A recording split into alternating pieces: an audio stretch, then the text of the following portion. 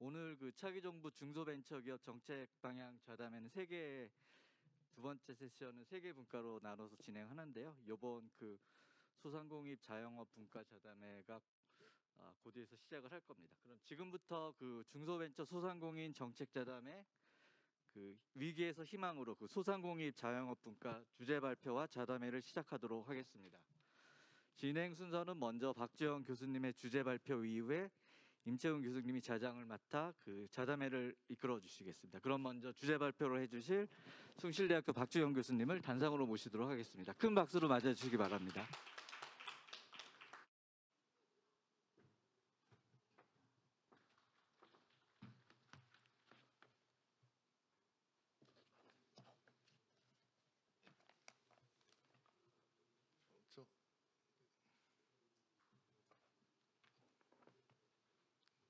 시작하면 되겠습니까? 네.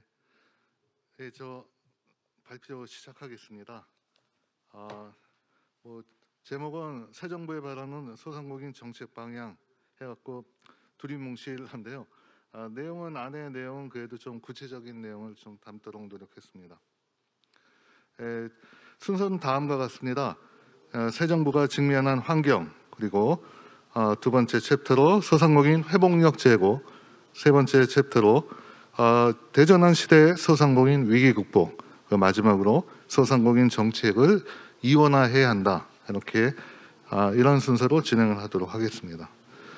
제가 새 정부가 직면한 환경에 미국 클린턴 대통령을 이렇게 한 건요, 30년 전 정권이고 또 민주당 대통령이긴 하지만 제가 볼 때는 굉장히 새 정부하고 유사한 점이 많다. 그 직면한 환경이. 그래서 이렇게 선정하게 됐습니다.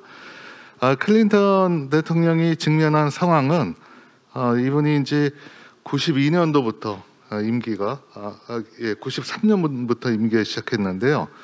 걸프 전쟁이라는 1차 이라크 전쟁이 있었죠. 아버지 부시 대통령이 거기에서 아주 대승을 거뒀습니다. 이라크의 쿠웨이트 침공으로 시작된 그 전쟁이 91년 1월 달에 사막의 폭풍 작전에서 압도적으로 미군 150명 사망, 그 중에서도 한 100명 가량은 자기끼리 오폭으로 그렇게 됐다고 할 정도로 굉장히 아주 크게 이겼죠. 그리고 전투도 한 달여 만에 종료되고요. 그런데 전쟁은 이겼으나 재정 적자가 굉장히 가중이 되고요. 또 이로 인해 갖고 아까도 우리 오동윤 원장이 말씀하셨지만 전쟁을 하려니까 국채를 많이 찍어낼 수밖에 없죠. 그러다 보면 금리가 오르고 그러다 보면 인플레가 시작되고 그렇게 될 수밖에 없습니다. 그래서 그게 아버지 부시 대통령의 발목을 잡게 됐죠. 클린턴 대통령의 그 과제의 문제 해결 접근 방법은 저희 새 정부한테 시사하는 점이 매우 많다고 생각합니다. 일단 클린턴 대통령이 취임 초에 쌍둥이 적자라고 하죠. 그래서 과중한 재정 적자 무려 4조 달러입니다. 상상도 안 갑니다. 4조 달러니까 4천조가 넘겠죠. 지금 보면요.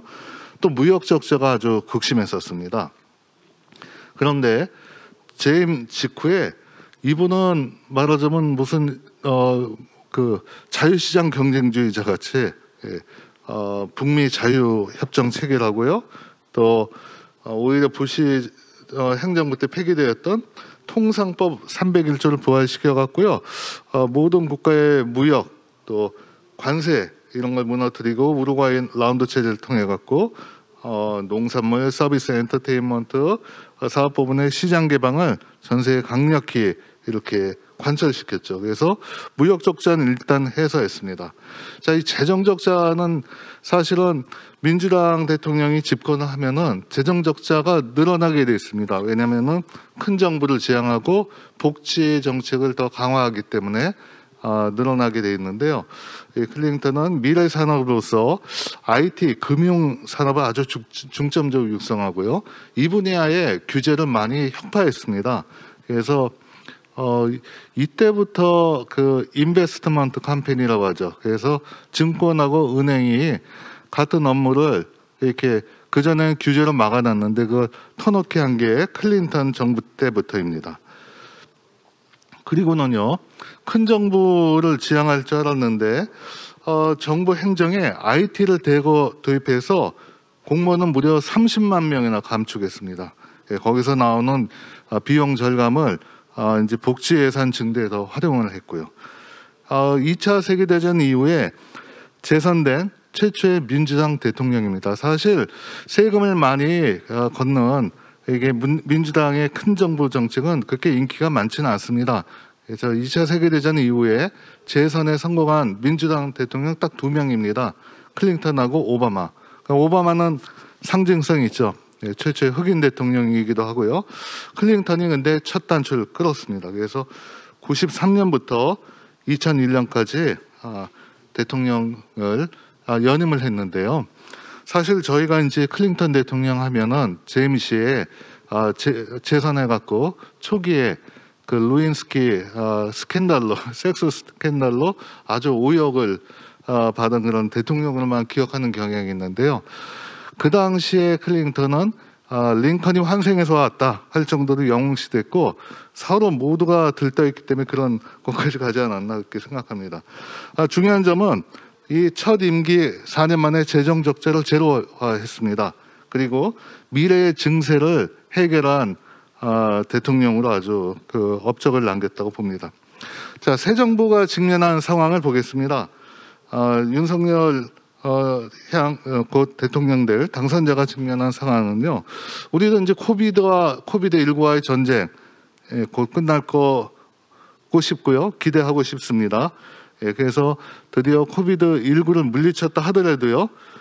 저희가 상당한 재정 압박을 받을 것 같습니다. 상당히 돈이 많이 풀렸고요. 또 이로 인해서 인플레 위험성이 상당히 도사리고 있다고 이렇게 생각이 됩니다. 또 거의 지금 3년째 코로나가 시대가 들어왔는데요. 3년간에 걸친 이 코로나 시대는 온라인 쇼핑 시대를 앞당겼습니다. 이로 인해 갖고 우리 유통산업이라든지 소상공인 분야에 상당한 영향을 미치고 있는데요. 특히 골목상권에 그동안 대기업이 진입하지 못하도록 규제의 벽을 쌓던 게 온라인 쇼핑이 활성화됨으로써 참 많이 의미가 없게 됐다 이렇게 생각됩니다.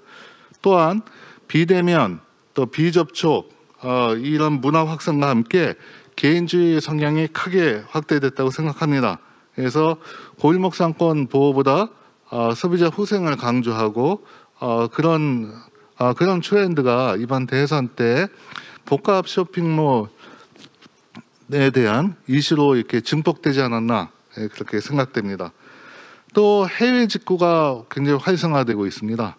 그리고 특히 젊은 층에서 플렉스 소비라고 하죠. 과시 소비, 고가 소비의 사치품 소비가 늘어나고요. 그 주머니라든지 지갑은 한정되어 있으니까 생필품은 아주 더 저가로 내려가는. 그렇다면 우리 이제 중소기업이라든지 우리 소상공인이 주로 추구하는 말하자면 중저가 시장이 굉장히 위태롭다 이렇게 생각이 듭니다. 여기서 제가 아마존의 제프 베이조스 명을 잠깐 붙였는데요. 자기는 아마존의 제프 베이조스는 나는 시대가 바뀌어도 안 바뀌는 거에 집중한다. 안 바뀌는 거는 소비자는 비싸게 사는 걸 싫어한다는 겁니다. 그런데 우리 지금 소상공인이 들어가 있는 데가 바로 그 영역이 아닌가 해서 갈 길이 험하다 이렇게 생각합니다. 새 정부의 문제 해결 접근 방법은 클린턴과 좀 결부해 갖고 생각해 보고 싶습니다. 정부 부채가 굉장히 급증했죠. 그리고 경영 위기에 빠진 300만 소상공인 또 600만 자영업자가 지금 부글부글 하고 있습니다. 또 4차 산업혁명과 3년차 들어선 코로나19로 인한 기술, 사회, 문화 트렌드가 대변동하는 지금은 대전환 시대가 됐습니다. 인플레이션 위험을 줄이면서 동시에 경기 부양을 추진해야 되는데 굉장히 어렵습니다. 인플레 위험을 줄이려고 하다간 잘못하면 불경기가 오기 쉽고요. 또 경기 부양책을 썼다가는 인플레가 고도화돼가지고 인플레가 그걸 다 잡아먹는 그런 효과가 올지도 모릅니다. 큰 정부 또는 작은 정부 어느 한쪽만 취해서는 통합에 난관이 있을 거라고 생각합니다. 그래서 클린턴의 큰 정부, 복지는 강화해야 되겠죠. 또한 작은 정부, 뭐 하여튼 효율화시키는, 정부를 효율화시키는 이런 동시 추진 모델을 참고해야 된다고 생각합니다. 보통 정권이 우리나라에서는 10년마다 교체해야 한다고 했습니다. 근데 5년 만에 정권이 교체된 보수 대통령한테 기대하는 바가 상당히 많을 거라고 생각합니다.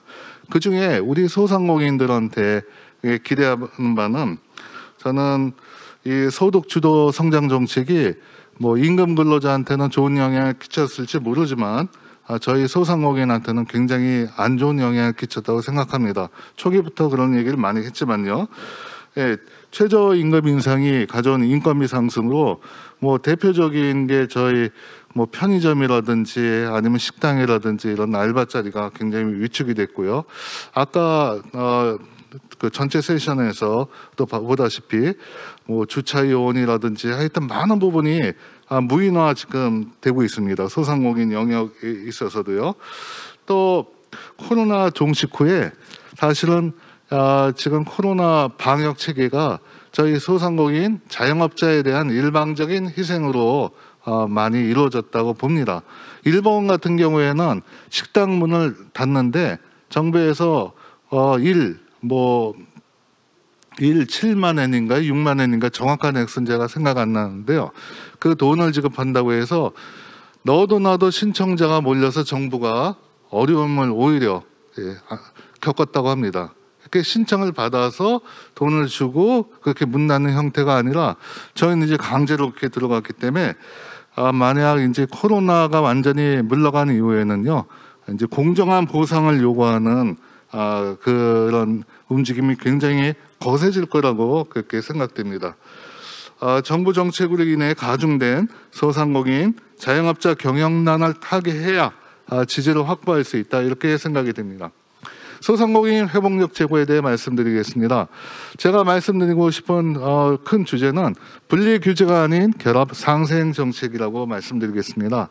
자, 이제는 이제 오프라인에서 이전에는요, 대기업과 중소기업이, 중소상인이 경쟁을 하기 때문에 오프라인에서 규제를 굉장히 강화했지만요, 이제는 뭐 온라인 대 오프라인으로 경쟁 구조가 바뀌었고, 대기업도 뭐 적자가 많이 나고 해서 문 닫는 대형마트도 많이 생긴 건 뭐 신문 지상을 통해서 잘 아실 겁니다.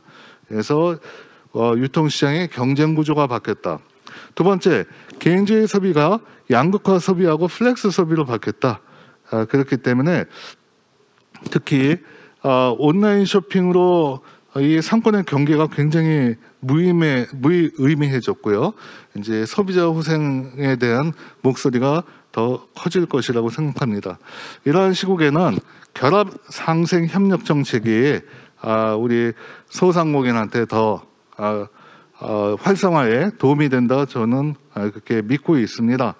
대형마트나 복합 쇼핑몰이 지역 상권을 흡입하는 블랙홀이 아니라 소비자 후생을 증진시키고요, 문화를 향상시킬 뿐만 아니라 상생 설계를 어떻게 하나에 따라서 소상공인 활성화에도 크게 기여할 수 있고요, 지역 경제에도 도움이 된다고 저는 믿고 있고 후반부에 대안을 제시하려고 합니다.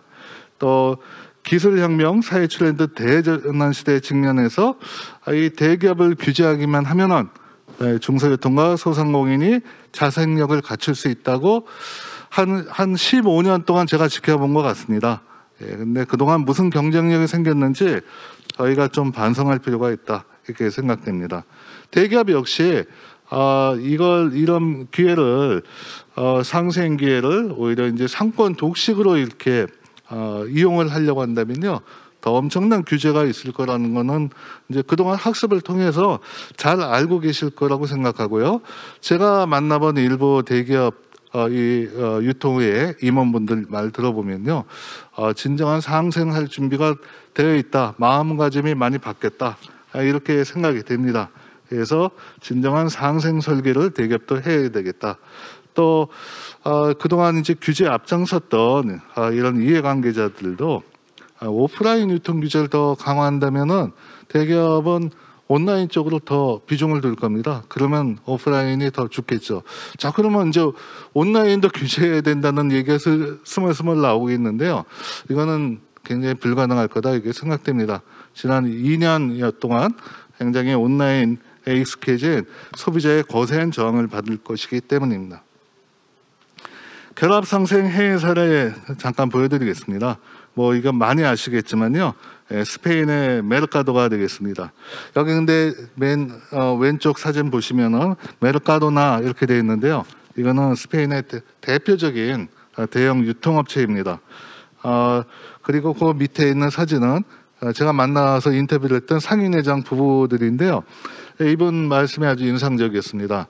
2층에 메르카도나라는 말하자면 그 노브랜드 같은 거죠. 노브랜드 스토어를 유치하고 동선을 잘 설계했더니 매출이 한 2-3배 올랐고요. 권리금도 5-6배 올라서 아주 해피하다. 그리고 이전하고 자기네들이 상품 구색을 바꿨다는 거예요. 어떻게 바꿨냐? 저가 상품에 집중하지 않고 아주 품질 좋은 중고가 상품에 집중했다는 거고요. 이 상인회장네는 아주 고급 치즈를 팔고 있었고요. 대체로 상인들이 낱개로 굉장히 좋은 품질의 과일이라든지 이런 생필품을 팔고 있었습니다. 다음은 미국 LA에 있는 더 글로벌 쇼핑몰 예를 좀 들어드리겠습니다. 제가 20년 전에 여기를 저희 이제 유통학회에서 갔었는데요. 가운데 저 배 나온 아저씨가 접니다. 제가 그때는 좀 철이 없어서 사진 항상 가운데서 찍었는데 자료 사진은 뭐 구할 수가 없어요. 지워버리면은. 그래서 할 수 없이 부끄러움을 앞서고 여기 집어넣는데요. 대형 복합 쇼핑몰이 전통시장 바로 옆에 파머스 마켓이라는 전통시장 바로 옆에 세워졌는데 그 전통시장이 굉장히 낙후되고 손님이 안 찾았었는데요. 이 대형 쇼핑몰하고 여기 보시면은 연결 통로를 잘 동선을 설계했습니다. 그래서 저희가 가서 보니까 거기 노인분들이 이 쇼핑몰에서 실컷 구경하시고요. 식사는 거기 가서 하시더라고요. 저도 거기 가서 먹었지만 왜냐하면 주머니가 좀 가벼운 사람들은 아주 젊은 사람들이나 학생들이나 노인들은 여기서 식사하고 저희 피클 점포는 우리 말하자면 반찬 가게고요. 치즈 점포라든지 이렇게 아주 업종 구분도 잘 돼 있었고 그래서 저 파머스 마켓이 살아났다는 얘기를 듣고 이것도 우리가 좀 참고할 만한 게 아닌가 이렇게 생각이 됩니다. 국내 사례 보시면은 노브랜드 같은 경우가 노브랜드 상생 스토어가 똑같이 이렇게 시장에 많이 들어가서 활성화시킨 예를 저희가 볼 수 있고요. 이런 경우는 시장에서 먼저 들어와 달라고 요청해서 그렇게 들어갔다고 하고요. 제가 확인한 걸로는 한 15개 점이 나가 있다고 하는데 지금 현재 정확한 데이터는 제가 잘 모르겠습니다. 특히 저희가 눈여겨볼 것은 인천 장승배기 시장에 같은 경우는요. 노브랜드 스토어 들어와 달라고 시장 상인이 요구한 이유가 식자재 마트 때문에 매출이 굉장히 떨어져서 요구했다고 합니다. 그래서 저희가 대기업을 규제하면은 저희 소상공인이 그냥 잘 사는 게 아닙니다. 그러면 또 거기보다 좀 큰 중소끼리 또 경쟁이 시작되고요. 그 안에서도 계속 이게 을과 을의 전쟁이 일어날 수밖에 없는 구조라고 이렇게 생각이 됩니다. 제가 이제 몇 가지 제안을 드릴까 합니다. 그럼 우리 소상공인들은 이 온라인 쇼핑 시대에서 이제 문 닫아야 되느냐? 그렇게 생각 안 합니다. 물류에서 유통에서 보면요, 물류에서 특히 라스트 마일, 그러니까 고객까지 1마일 거기에서 물류 비용의 90%가 든다고 합니다. 근데 우리 소상공인 점포들은 다 고객 1마일 반경 안에 들어있거든요. 그렇기 때문에 라스트 마일의 전초기지로 우리가 된다면은 특히 대기업의 그 유통물류 인프라하고 소상공인의 인적 서비스가 결합한다면요 서로 충분히 윈윈할 수 있는 관계가 되지 않나 생각됩니다. 또 이번 대선에 나왔던 복합 쇼핑몰 같은 경우도요. 복합 쇼핑몰이 들어가면 이제 가장 타격을 입는 업체가 이제 의류 전문점이 되겠죠. 그 지역에. 그래서 굉장히 반대를 하실 거예요. 그분들이. 제가 아이디어를 드린다면은 복합 쇼핑몰이 세워지는 뭐 지자체에서 뭔가 부지를 제공한다든지 아니면 주차장 일부 시설을 좀 간이 건물로 해서 상생 장터로 만드는 겁니다. 그리고 복합 쇼핑몰에서 물건을 소비자가 구매하면 포인트를 주고 그 포인트는 말하자면 그 지정하는 상생 장터 옆에 있어도 좋고요. 옆에 없어도 그 지역에 말하면 복합 쇼핑몰이 들어와서 가장 피해가 클 거라고 생각하는 업종에 가서 쓸 수 있게 한다면 서로 윈윈하지 않을까 생각됩니다. 사실 중소 아울렛, 의류 아울렛은 이미 거의 다 문 닫기 직전이거든요. 예, 근데 그분들한테도 어느 정도의 단물이 될 수 있다고 오히려 저는 생각을 합니다. 자, 대전환 시대의 소상공인 위기 극복으로는 굿 이너프 디지털 전환을 말씀드리고 싶은데요. 시간이 좀 없기 때문에 간단히만 말씀드리면은 최적화해야지만 생존하는 게 아니다. 여기 기린 보여드렸지만 기린이 높은 거에 있는 먹이에서 진화된 건 아닙니다. 사실 목이 길어갖고 심장이 비대해지고 굉장히 불리한 점이 많고요. 기린이 좋아하는 거는 오히려 낮은 쪽에 있는 풀 좋아하고 물 먹을 때도 굉장히 위험하다고 합니다. 자, 무슨 얘기냐면 최적화가 안 돼도요. 아주 나쁘지만 않으면 생존한다는 게 다니엘 밀러 교수의 이론이고 굉장히 반향을 많이 일으키는 이론이 되겠습니다. 대기업 따라하기로는 소상공인 경쟁력에 한계가 있다. 대기업같이 최적화하려고 하지 말고 우리 소상공인이 아주 나빠지지 않게 이 디지털 환경에 적응할 수 있을 정도의 도움만 주면 되겠다는 게 제 생각이고요. 저기 위에 카트 보여드린 거는 어느 전통시장 갔더니 대형마트에서 쓰는 카트를 지원해 줬더니 저렇게 묶어놨어요. 왜냐? 우리 보통 시장에 갈 때 저런 큰 카트 끌고 다니고 싶어 하지 않습니다. 손에 들고 갈 정도 사거나 아주 무거운 쌀 같은 거는 원래 옛날부터 다 배달을 했었습니다. 그래서 지금 소상공인 진흥공단에서 하고 있는 이런 디지털 점포 이런 전환 정책 아주 좋다고 생각하고요. 이런 정책이 계속 더 추진되어야 된다고 생각하고요. 여기는 미용떡집이라고 제 제자가 하는 떡집인데요. 떡집이 마포에서 하고 있었는데 굉장히 장사가 잘 되다가 오프라인 떡집입니다. 상가에서 하고 있었고 오른쪽에 미용떡집인데 그 코로나 오면서 한 6개월 동안 손님이 없어갖고 굉장히 하여튼 임대료 나가고 고생을 많이 했습니다. 그러다가 온라인 전환을 했는데요. 특히 온라인 택배 위주로 하려면 기술이 필요합니다. 떡이 굳지 않는 기술. 그거를 농진청으로부터 기술을 이전받아갖고 지금 택배 사업으로 해서 매출이 더 몇 배 더 올랐다고 하고요. 또 지금은 전 세계까지 수출, 해외에 있는 교포한테까지 수출하려고 아주 기염을 토하고 있습니다. 그래서 내가 무슨 지원이 필요하냐 물어봤더니 대단한 지원도 아니에요. 온라인 마케팅을 자기 안 해봐서 좀 배웠으면 좋겠다. 누가 도와줬으면 좋겠다. 채널 관리 같은 컨설팅 받고 싶다. 뭐 이런 정도고 또 떡 유통에 지금 쓰는 주문 관리 시스템이 적합하지 않다. 이런 걸 좀 피보팅 해줬으면 좋겠다. 또 명절 특수에 우리 소상공인들, 상인들 굉장히 수요가 많지 않습니까? 그럴 때 대비한 뭔가 공유, 임대형, 냉동창고를 지원해 준다면 참 큰 도움 되겠다. 뭐 이 정도입니다. 그래서 곧 인하프 지원만 해도 우리 소상공인이 살아날 수 있겠다 이렇게 생각됩니다. 마무리는 이제 제가 한 2분 내에 하려고 하는데요. 소상공인 정책은 투트랙화해야 된다 이렇게 생각합니다. 첫 번째 트랙은 일자리 창출 소상공인 정책이고요. 두 번째는 일자리 유지 정책이다 이렇게 생각됩니다. 일자리 창출 정책은 혁신형 소상공인 육성을 해야 된다 이렇게 생각되는데요.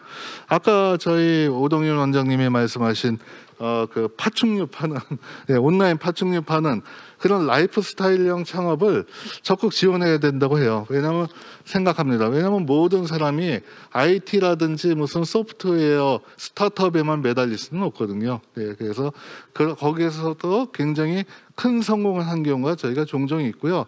뭐 여기 지금 보면 스페인 프랜차이즈 피자점인데요.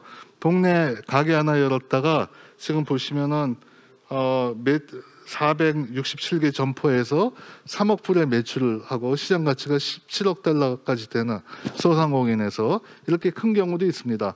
반면에 생계형 소상공인 지원 정책도 필요하다. 예, 일종의 사회복지 정책의 보조 성격이라고 저는 생각하고요. 우리가 흔히 얘기하는 식당 같은 경우는 차리면 망할 기업이다. 하지만 제가 중소기업 통계를 조사해 보니까 10년이 넘으면 평균 종사자 수가 늘어나더라고요. 그래서 전국의 70만 음식점 모두가 돈을 많이 버는 게 아니라 그 중에 일부는 폐업하지 않게 유지만 할 수 있게 해도 일자리 창출을 에 도움이 된다, 유지에 도움이 된다 이렇게 생각됩니다. 마지막 슬라이드입니다. 지금 여기 보시면 오른쪽 그래프를 보시면 1번, 2번, 3번, 4번이 있습니다. 3번은 조기에 망하는 전형적인 우리 소상공인이고요. 4번은 저 늪을 지나갔고 더 유니콘이라든지 더 큰 기업으로 성장 못하고 그냥 꺾어지는 건데요. 저 3번에 해당되는 게 라이프 스타일형 소상공인 육성 정책에 저는 해당된다고 보고요. 또 1번에 해당되는 건요. 가늘고 길게 가는 겁니다. 그냥 가족 경영 해갖고 뭐 부부가 운영한다든지 아들하고 아니면 딸하고 아버지가 운영한다든지 가족이 모여서 한 2-3명이 운영하는, 하지만 10년, 20년 장수하는 그런 소상공인만 늘어난다 하더라도 저희가 이렇게 힘들어하는 청년 일자리 문제, 이런 문제도 어느 정도 숨통이 트이지 않을까 생각됩니다. 이상 제 발표 마치도록 하겠습니다. 네, 소상공인 회복력 제고에 대한 좋은 말씀 감사드립니다. 이상으로 주제 발표를 마치고 바로 이어서 자담회를 진행하도록 하겠습니다. 임채훈 서강대학교 교수님께서 자장을 맡아주셔서 자담회를 이끌어가 주시겠습니다. 임채훈 교수님과 패널 여러분들을 단상위로 모시겠습니다. 박수로 맞아주시기 바랍니다.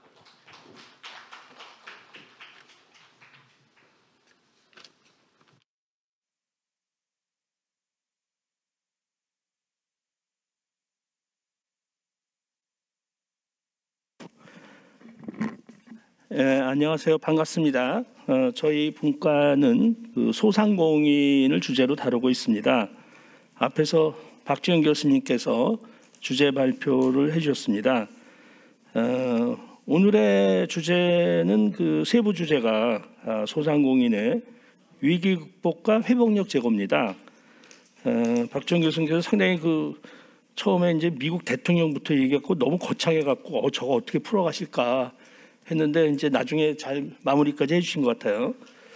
박지현 교수님 발표 내용 중에 흥미로운 그런 제안이 많습니다. 분리 규제에서 결합 상생 협력으로 가자. 그리고 해외 사례도 말씀을 해주셨고, 그리고 또 소상공인 회복력 제고에서 레스트 마일이라든가 복합 쇼핑몰 상생 장터. 그리고 저도 뭐 좀 새롭게 들었는데 굿 이너프 디지털 전환. 그리고 마지막으로 육성 정책과 지원 정책의 필요성을 언급을 해주셨습니다. 자, 그래서 이제 오늘 토론으로 해서 이제 세 분을 모셨는데, 죄송합니다.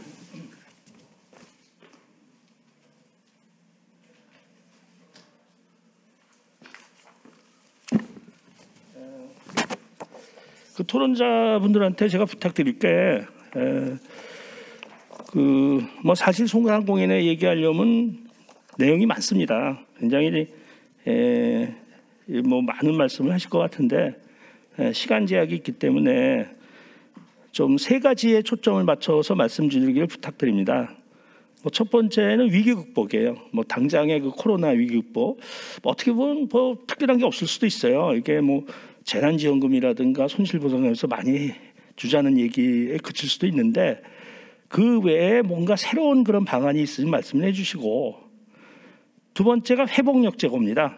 이 회복력을 어떻게 제고할 수 있느냐 하는 부분이고, 회복력 제고에서 박지현 교수님 말씀하신 레스트 마일 전초기지나 복합 쇼핑몰 상생 장터, 구도포 이런 부분에 대한 논평하고 또 추가적으로 의견이 있으면 말씀을 해주시고, 그다음에 세 번째로 결합 상생 협력이라는 부분, 이 대기업하고의 상생 협력이 사실 상당히 중요한데, 그리고 박지현 교수님 말씀하신 것처럼 대기업들도 이거 할 의사는 있고 여러 사례는 있지만 과연 이게 진짜 잘 될 거냐, 이전부터 다 알려졌지만 이런 부분, 그리고 이제 이런 걸 이제 정부 정책으로 어떻게 전환할 수 있는지 이런 부분에 대해서 저희가 그 12시 20분까지입니다. 그래서 한 5분 정도씩 말씀을 해주시기 바라고 제가 그 토론자분 소개를 해드리겠습니다. 첫 번째로 그 한국자영업연구원의 권순우 원장님 소개해드리고 소개해드린 순서대로 말씀해 주시기 바랍니다. 그다음에 중소벤처기업연구원의 이동주 수석연구원님, 자 박수로 환영해 주세요. 그리고 컬처네트워크의 윤영석 대표님 이렇게 세 분을 모셔서 세 분의 그 토론을 듣고 그다음에 여기 참석자분들한테서 혹시 의견 듣고 마지막으로 박주영 교수님 마무리해 주시는 걸로 진행하도록 하겠습니다. 그럼 먼저 권순우 원장님 부탁드립니다. 네, 안녕하십니까. 들리시나요? 켜져 있죠. 예. 사실 시간이 없어서 지금 뭐 말씀드리기가 굉장히 어려운데 뭐 빨리 말씀드리겠습니다. 사실 박주영 교수님 발표를 하셨는데 굉장히 공감을 하는 단어가 두 단어가 있었습니다. 그러니까 투트랙, 이원화, 왠지 이렇게 말씀을 하셨고 지금 임채훈 교수님도 뭐 위극복, 회복력 제고, 결합 상생을 말씀하셨는데 시간이 없는 관계로 그걸 좀 큰 틀에서 사실 제가 생각하고 있는 자영업의 핵심 키워드는 딱 두 가지 단어입니다. 혁신과 협력입니다.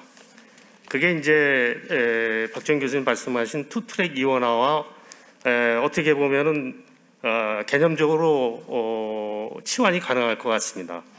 그러니까 혁신이 왜 중요하냐?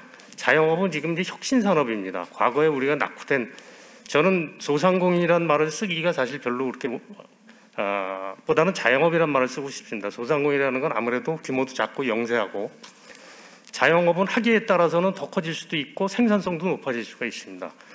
자영업이 지금 4차 산업혁명은 지금 한 축은 IT 기반의 생산성 혁명이고 다른 한 축은 서비스 플랫폼 기반의 서비스업 혁명입니다. 이 플랫폼 기업의 서비스 혁명이라는 게 가장 플랫폼 경제화가 급속도로 전개되고 있는 것이 음식, 소매, 교통, 유통 뭐 이런 부분들입니다. 이게 다 전형적인 자영업 업종입니다. 자영업은 이제 낙후된 산업이 아니고 혁신 산업입니다. 혁신의 소용돌이 들어가고 있습니다. 그러니까 실컷 좋건 이게 위기이자 기회인데 기회를 잡지 않으면 자영업이 앞으로 생산성이 높아질 수가 없습니다. 결국 이제 혁신을 해야 되는 문제가 있는 거죠. 전혀 자영업하고 관련이 없던 단어인데 이 혁신이라는 게 상당히 중요하고 그럼 혁신을 어떻게 해야 될 거냐 하는 그런 이슈가 이제 남아 있는 것 같습니다. 그러니까 결국은 뭐 자영업 입장에서는 아까 이제 라스트 마일 말씀하시고 여러 가지 말씀하셨는데 결국은 자영업의 디지털 역량이 굉장히 중요하고요. 그래서 디지털 역량을 키워주는 거. 아까 이제 뭐 제자분이 떡집 얘기를 하셨는데 결국 다 디지털 역량이거든요. 그거를 늘려줘야 되는 것이고 그리고 이제 사업자 입장에서는 상생을 지금 얘기하는데 저는 상생은 규제와 감독으로는 절대 달성될 수 없다고 생각합니다. 왜 그러냐면 자본주의 사회에서 도덕적이거나 연민이나 이런 거 가지고 문제 해결되는 적은 전혀 없습니다. 결국은 상생의 기반이 될 수 있는 시스템을 만들어야 되는 것이고요. 결국 플랫폼 사업자 입장에서도 자영업자의 결국은 플랫폼을 사용하는 것은 자영업자입니다. 활용도가 높아지고 여러 가지 활용처가 늘어나야 사업자도 돈을 벌 수가 있습니다. 그렇게 자영업자들이 할 수 있게끔 사업자들이 이 자영업자들한테 디지털 역량을 키워주고 정보도 제공을 해주고 정보 제공해주는 굉장히 중요하고요.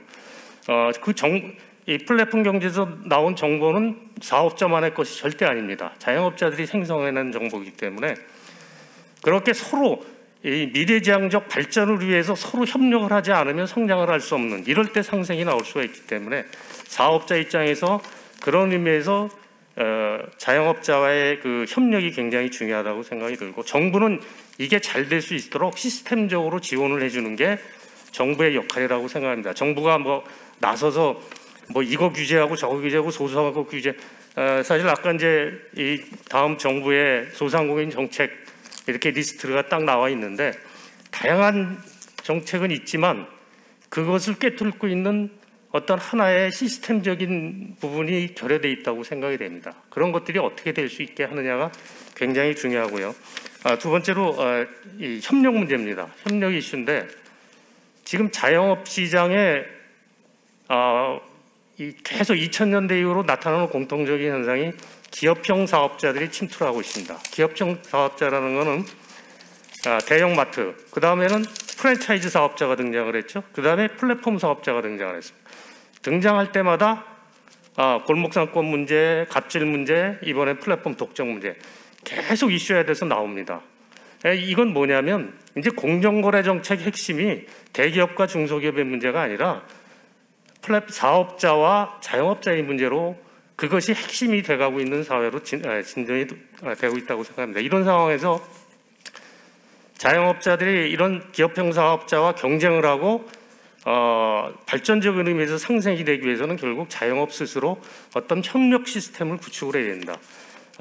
결론적으로 말씀드리면 예를 들면 뭐 협동조합이라든지 공동구매나 공동판매라든지 아까 박지원 교수님 발표하신 대로 기업형 사업자들과 어떤 접점에서의 어떤 협력 시스템을 만든다든지 이런 자영업자 스스로 어떤 협력해서 이런 변화된 지금 이런 환경을 뚫고 나갈 수 있는 그런 노력들이 전제가 되지 않으면 일방적으로 기업형 사업자한테 야 뭐 도와줘라, 뭐 어렵지 않느냐, 뭐 이런 형태의 상생은 저는 불가능하다고 생각이 됩니다. 그래서 지금 발표하신 그 키워드 2개, 이원화, 투트랙 이런 부분들을 저는 결론적으로 협력과 혁신, 이것들 자영업이 어떻게 그것을 달성할 수 있게 하겠느냐, 스스로의 노력도 필요하고 그것을 위한 정부의 어떤 그림이 그려져 있는 시스템적 지원 체계를 마련하는 것이 중요하다고 생각이 됩니다. 예. 예, 고맙습니다. 권순 원장님께서는 자영업의 촉진과 협력을 말씀을 하시고, 근데 마지막으로 이제 우리 박주영 교수님께서는 상생협력, 결합상생협력, 대기업하고 소상공인, 뭐 또 자영업이라고 할 수도 있겠는데 이제 자영업들 간의 협력 시스템을 말씀하신 것 같아요. 상호협력. 근데 이제 참 그 부분이 중요하고 오랫동안 이제 다 필요하다고 했지만 잘 안 되는 것 같아요. 그것도 뭐 말씀하신 것처럼 대기업하고 상생도 잘 안 되고 다 알지만 잘 안 되는데 참 왜 안 되고 또 어떻게 해야 될지도 참 고민인 것 같아요. 보면. 예. 그다음에 이동주 수석위원님 부탁드립니다. 네. 오늘 뭐 상당히 무거운 주제입니다만 2000년도에 이제 소기업 및 소상공인 지원을 위한 특별법이 사실 만들어졌고 소상공인 정책, 뭐 전통시장 정책이 20년이 넘었습니다. 20년이 넘은 이 시점에 제대로 했느냐라는 것 속에 보면 여전히 소상공인들은 어렵고 전통시장도 힘들다 이렇게 얘기하시는 거 봐서는 뭐 반성할 측면이 틀림없이 있지 않냐 생각합니다. 그럼에도 불구하고 저는 소상공인 정책이 점, 선, 면의 순으로 발전되어 왔다고 생각합니다. 점이란 것은 개별 소상공인에 대한 어떤 정책들이고 선이란 건 전통시장 활성화나 상정과 육성과 같은 정책이라 볼 수 있고요. 면은 상권을 중심으로 한 정책이라 볼 수 있습니다. 그런데 여태까지 정책의 흐름이 이 점선면으로 발전하는 과정에 이 디지털 경제라는 큰 화두를 맞아서 다시 어떻게 보면 지난 정부 때, 현 정부죠. 현 정부 때는 점의 정책으로 그러니까 개별 소상공인의 디지털 역량 강화 정책으로 좀 돌아선 측면이 있다. 그렇다면 이 선과 면의 정책은 사실 좀 더 디벨롭 될 필요가 있고 더 확산될 필요가 있음에도 불구하고 제대로 좀 잘 디벨롭 되지 못했던 아쉬운 측면이 있다라고 생각합니다.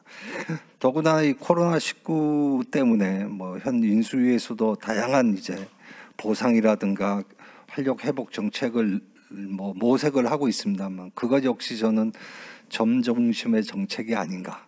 단지 지금 점 중심의 그런 정책으로 관점에서 위기 극복을 할 때 오늘 뭐 이 자리에 소진공도 나와 계신다만 저는 정부가 이렇게 지원할 테니 소상공인 분들이 찾아오셔서 지원 받으세요가 아니라 어떻게 찾아가는 지원 정책을 할 것이냐 필드에서 그러니까 여러 가지 맞춤형 솔루션을 정책 전달자들이 갖고 개별 소상공인의 상황에 맞춰서 그런 정책을 어떻게 전달할 것이냐라는 관점에서 저는 위기 극복 방안을 추가로 좀 더 고민할 필요가 있지 않겠느냐라고 일단은 말씀드리고요. 또 한 가지 발제자께서 말씀하셨지만 뭐 디지털 시대입니다. 그러다 보니까 코로나 이전부터 소상공인은 사실 점점 위축되어 왔고요. 그것이 이제 코로나19로 업종별로 편차가 있게 더 가속해서 침체된 업종도 있고 조금 나아진 업종도 있습니다만, 그럼 코로나19가 회복되고 끝난다고 소상공인이 좋아질 거냐? 전혀 그렇게 보여지진 않습니다. 그 가장 큰 이유가 전 디지털 경제 시대에 있지 않느냐. 그렇다면 지금까지 우리가 추구했던 점선 면의 정책에서 이제 인터넷 디지털 공간이라는 디지털 마켓플레이스라는 새로운 공간의 개념이 들어와야 된다고 생각합니다. 그래서 점의 정책, 선의 정책, 면의 정책에서 이제 공간의 정책으로까지 소상공인 정책은 같이 모색될 필요가 있다, 이렇게 생각합니다. 그래서 이러한 정책에서 좀 여러 이야기도 있을 수 있으면 제가 좀 키워드로 삼고 싶은 것은 하이퍼 로컬입니다. 결국 플랫폼 얘기하지만 해외 사례, 특히 남미에 보면 이제 맥주 회사가 크게 이 플랫폼을 만들어서 지역에 있는 슈퍼마켓들이, 지역 주민들이 거기서 막 이렇게 물건 사고, 그런 기사를 최근에 제가 본 적이 있습니다만, 그 하이퍼 로컬을 중심으로 소상공인을 어떻게 육성시킬 것이냐라는 것이 저는 공간 정책의 좀 핵심 아닐까 생각합니다. 그런데 그러기 위해서는 여전히 점과 선과 면의 정책이 따라와야 된다고 생각합니다. 왜냐하면 매력 없는, 그렇죠, 매력이 없다면 그다음에 소상공인의 충분한 장점이 하이퍼 로컬 속에 묻어져 있지 않다면 그 하이퍼 로컬 정책은 실패할 것이다. 그렇다면 소상공인의 장점이 뭐냐? 대형마트가 못 갖고 있는, 당연히 근접성, 접근성, 쉽게 해서 최근에 얘기된 근거리 쇼핑, 이런 것들은 대형마트보다 훨씬 가까울 수도 있고, 플랫폼은 배송 오는데 하루 이틀 걸리지 않습니까?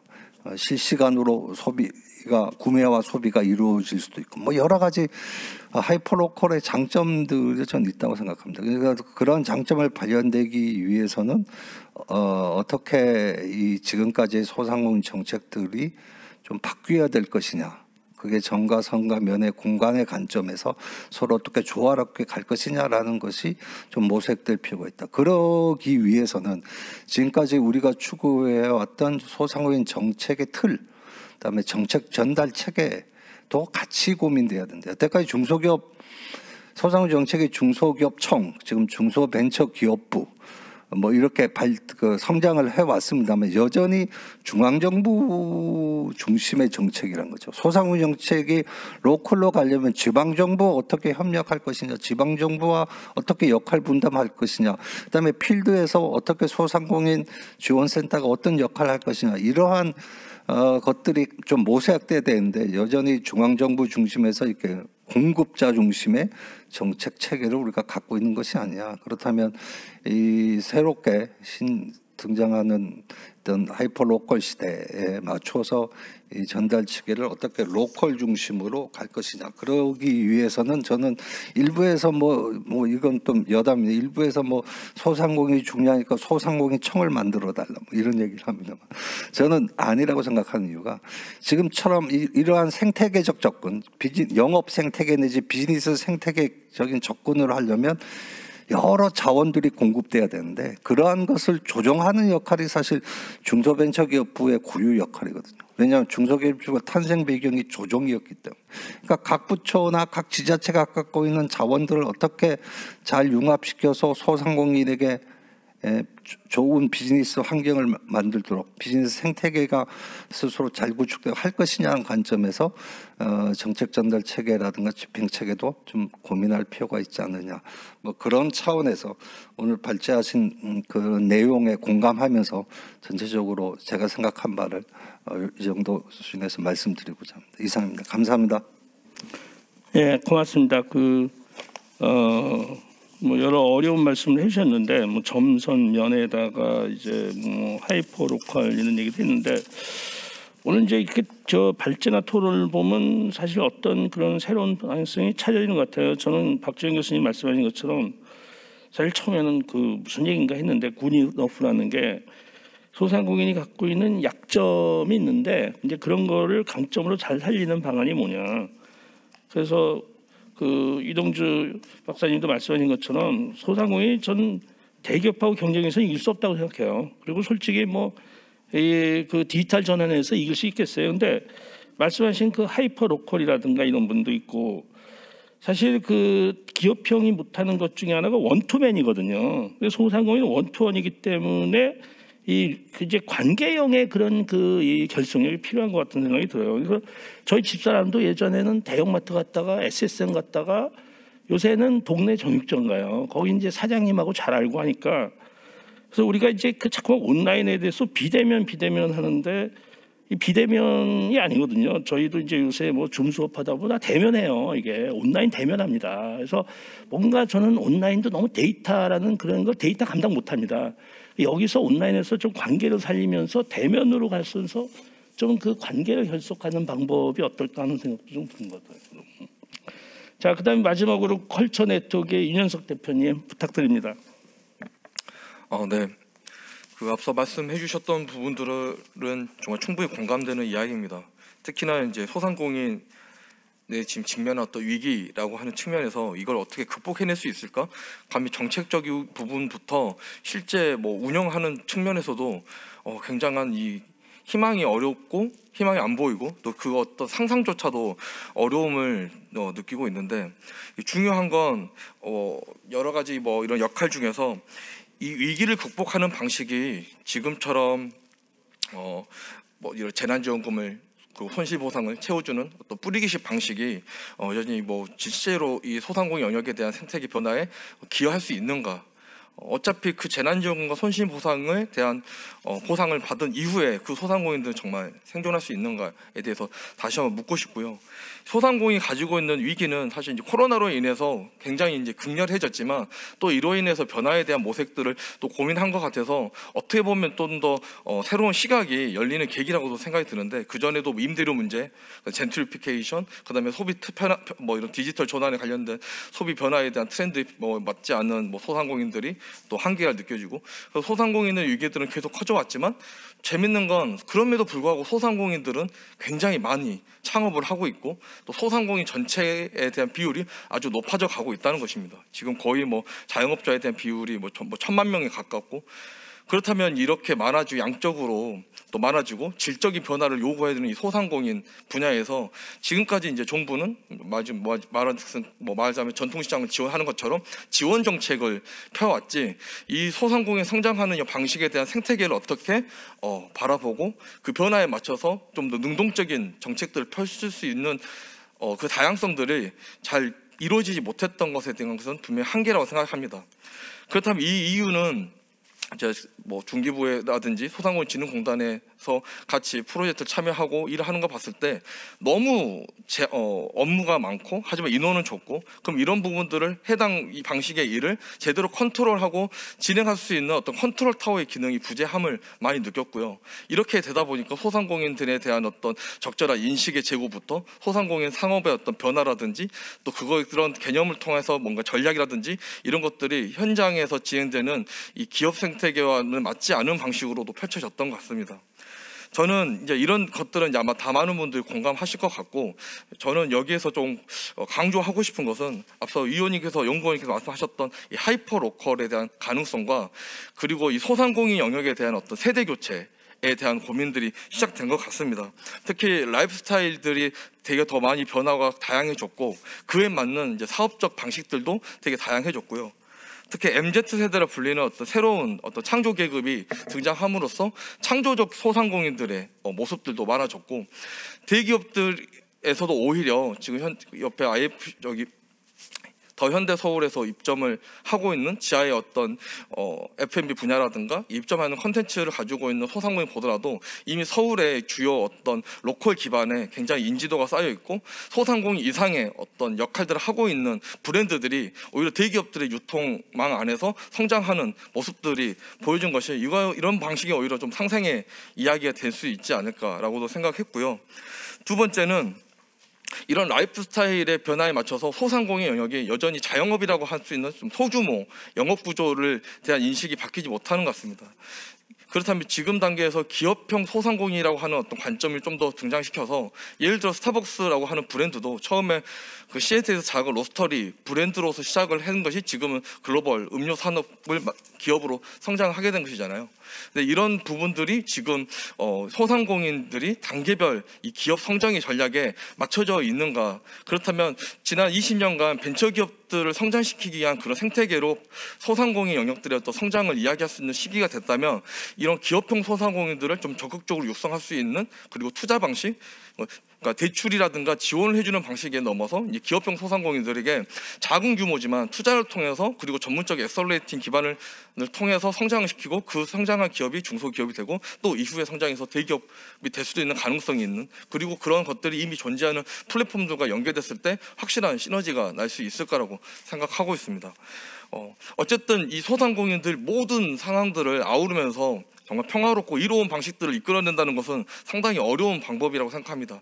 다만 이런 부분에 있어서 좀 더 혁신과 새로운 시각을 고민하면서 그것들을 정책화하는 노력이 필요하다면, 일단 소상공인에 대한 좀 인식 그걸 좀 바꿀 수 있는 계기, 그리고 소상공인 산업 자체를 성장시킬 수 있는 어떤 기업 특화에 대한 어떤 고민, 그리고 벤처기업으로서 소상공인 영역들이 연결될 수 있고, 그게 이제 더 나아가서 소상공인 경쟁력을 더 만들어가는 방식, 그런 것들이 이 소상공인 생태계에 자생하게 되는 모습들로 이루어질 수 있을 거라고 생각하고 있습니다. 네, 이상입니다. 네, 고맙습니다. 사실 이제 소상공인에 관한 이제 그 여러 지원이나 이렇게 그런 그 정책 과제가 있지만, 지금 말씀하신 거 이렇게 보면 사실 이제 가장 큰 고민이, 그러니까 이제 아까도 말씀한 코로나19로 어려운데도 소상공인 창업이 늘어났다. 그게 좋은 현상이냐? 그러니까 사실 소상공인에 대해서는 우리가 전체를 보는 게 좀 그게 어려운 것 같아요. 그러니까 소상공인 모두를 다 살릴 수 있느냐? 다 죽어요. 그래서 사실 이제 아까도 말씀하신 것처럼 뭐 소상공인 지원에 대해서 소상공인시장진흥공단이 이제 힘들었는데, 그게 왜냐하면 개별 소상공인에 직접 지원하기 때문에 그래요. 또 맞춤형까지 해줘야 돼요. 그 우리 숫자로 얘기하면 그 수백만 명, 수십만 명, 수만 명의 소상공인 어떻게 개별 지원합니까? 사실 이제 그런 부분에서, 그리고 아무리 어렵다 그래도 그 중에 진짜 잘 되는 소상공인이 있습니다. 업종 획도도 있지만 개별 소상공인의 어떤 열정이나 창의나 상인 정신하면 잘 돼요. 안 되는 데인데, 이런 부분에 대한 그 고민을 좀 해보고, 사실 이제 그 개별 소상공인 아까도 정리 좋은 말씀하셨는데, 그런 기업형이나 혁신 소상공인은 좀 시장에 맡기고, 사실 정부나 지자체나 지원기관은 좀 한계 소상공인, 그것도 그냥 연명하게 하는 게 아니라 전업이나 전직이나 이렇게 하고 제도 개선, 여건 조성. 그다음에 저도 이제 말씀하신 것처럼 소상공인청은 저도 반대해요. 말씀하신 것처럼 그 개별적인 지원이 아니라 그런 정부나 지자체나 이런 자원을 좀 엮어서 제도 개선이나 여건 조성하는 게 더 중요할 수도 있습니다. 자, 이렇게 해서 이제 많이 됐는데, 뭐 이 중에 혹시 지금 참석하신 분들 중에 의견 있으시면 말씀해 주시기 바랍니다. 네.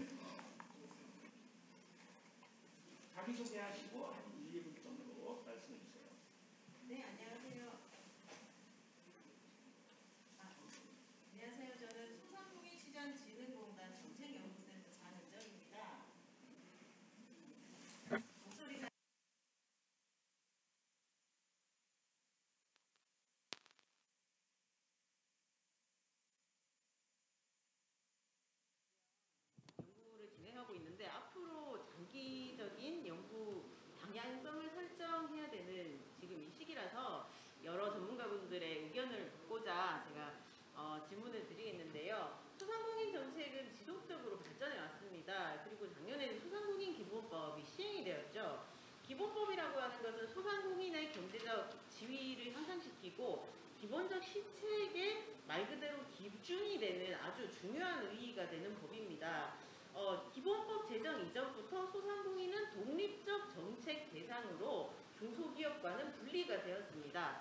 그러나 기본법 제2조 정의 부분을 보면은 소상공인은 중소기업 기본법 2조 2항에 따른 소기업 중 일부 요건에 해당되는 자로 본다라고 했는데, 이미 우리 소상공인이 독립된 정책 대상이고 소상공인을 위한 정책이 계속 발전해야 하는 상황임에도 불구하고 중소기업 법과 이게 분리가 안 되었어요. 그래서 저는 곽주원 교수님께 질문 드리고 싶은데, 너무 이 분야의 전문가시니까 이 법상 소상공인과 중소기업이 분리가 돼야 하는지, 그렇다면 왜 분리가 돼야 하며 그렇다면 향후 정책은 어떤 식으로 가야 하는지 이게 첫 번째 질문이고요. 그리고 아까 발표하셨을 때 소상공인 위기 극복 방안으로 디지털 전환을 말씀하셨는데 디지털 전환은 아주 중요하죠. 그런데 디지털 전환과 디지털 생태계 조성이 같이 가야 될 것 같습니다.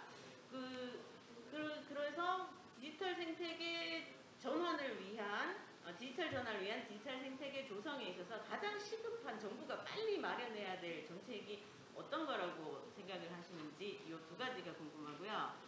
그리고 권순우 원장님한테도 질문이 있습니다. 올해 중기부에서 소상공인 자영업 분야 아젠다 안에 보면 자영업 기본법 제정과 자영업 보호 육성법 제정이 있는데요.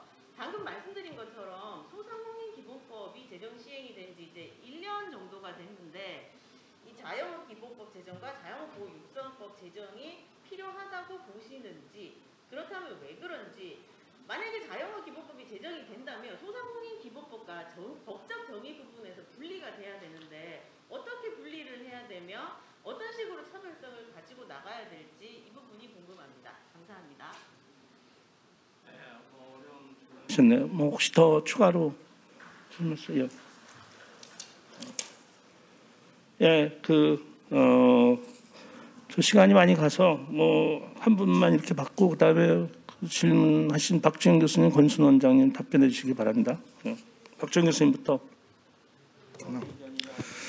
뭐 저기 준비가 안 됐는데 엄청 센 질문이 들어와서 뭐라고 답해야 될지 모르겠습니다. 소상공인 뭐 기본법을 제가 찬성한다 하면 또 이거에 대해서 굉장히 반대하실 분이 많다는 것도 그냥 눈에 훤히 띄고 해서 제가 기본법을 만들어야 된다 만다 이 얘기는 지금 여기서 드리기 어려운 것 같지만 중소기업 정책하고 소상공인 정책은 다르게 가야 된다는 것도 확실하고요.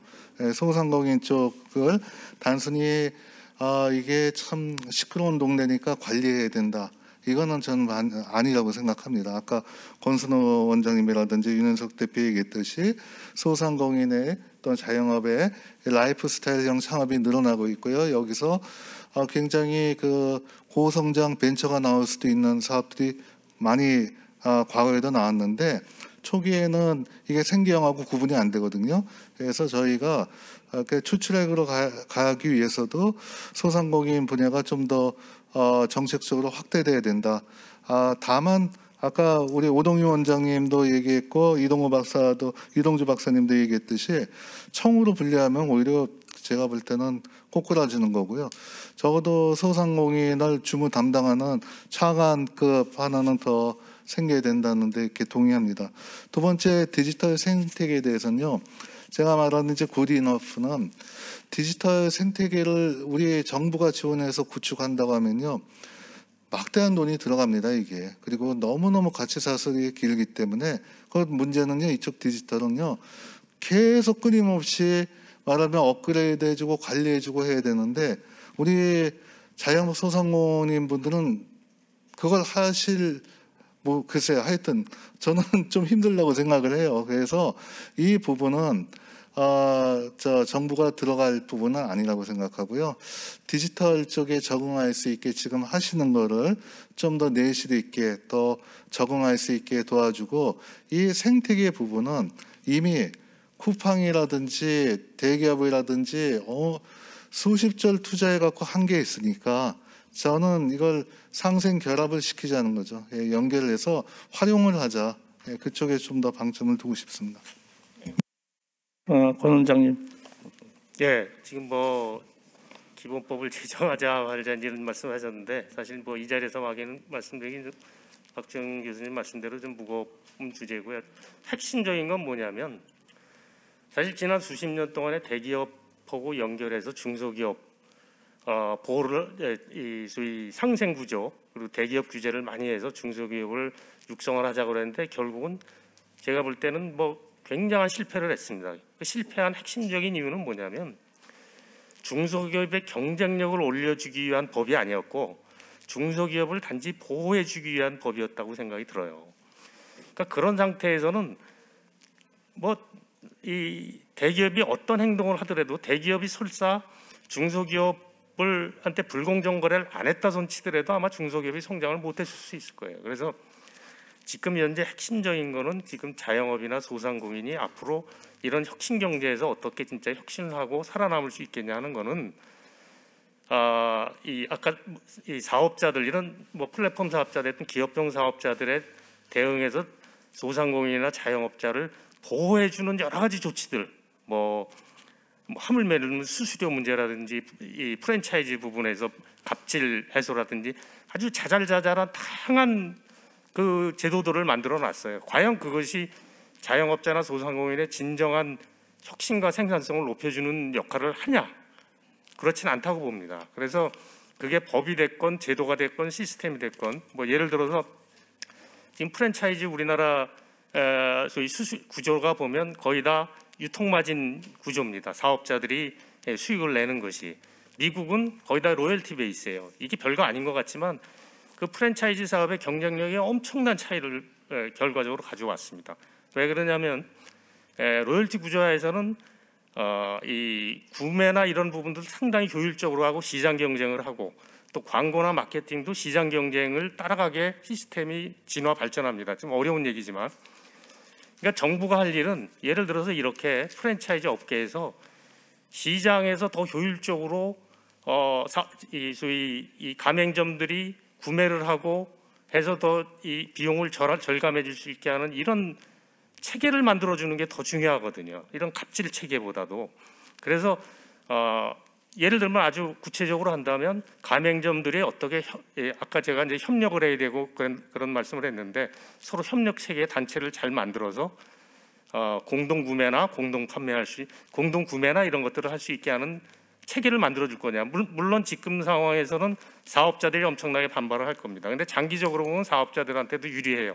제가 이런 말씀드리면 너무 지금 뭐 디테일한 말 요약해서 말씀드리면 그런 어떤 구조적인 문제 시장을 통해서 더 효율화를 해서 더 소득이 높고 생산성이 높아지는 이런 어떤 체계적인 부분에 더 고민을 해서 혁신을 시키고 협력을 시켜주는 노력을 해야지 단순하게 저 큰 뭐 대기업이 있고 뭐 기업형 사업자가 있으니까 그거로부터 어떻게 여길 보호해 줄 거냐 절대 저는 그건 답은 안 된다고 생각이 됩니다. 네, 고맙습니다.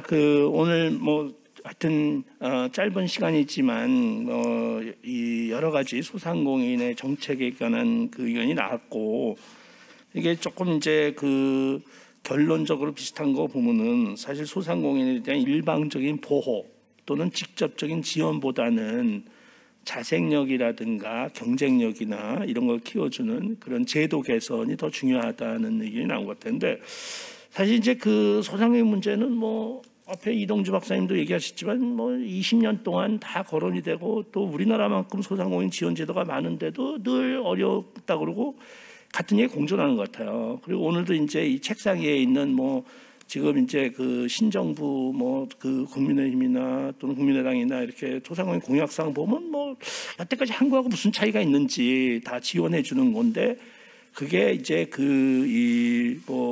적합하긴 하지만 근본적인 문제를 해결할 수 있느냐 좀 고민을 좀 더 심각하게 할 필요가 있고 뭐 앞으로 한 5년 뒤에 또 새로운 정부 하면 여기 와서 똑같은 얘기 나올 일이 없도록 하면 좋을 것 같습니다. 하여튼 오늘 이렇게 짧은 시간이지만 우리 발제해 주시고 토론해 주시고 참여해 주신 여러분들 감사드리고 저희 세션은 이만 마치도록 하겠습니다. 고맙습니다. 네, 한 가지 안내 말씀드리겠습니다. 오늘 오찬에 참석하시는 분들은 저희 지하 1층에 경복궁 콘레드점으로 이동해 주시면 감사하겠습니다.